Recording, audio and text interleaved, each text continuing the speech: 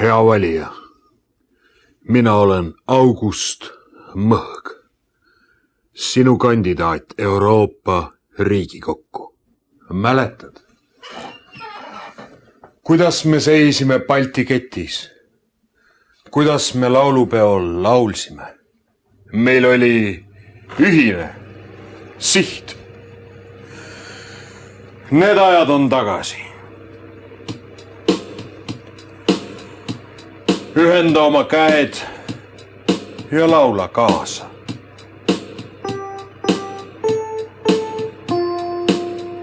On vaid üks mees siin Eestis, kes ei peta varasta, kes Brüsselis enda eest väljas, kes toob koju palju raha, kes teeb Eestile au. See mees on August Mõhg.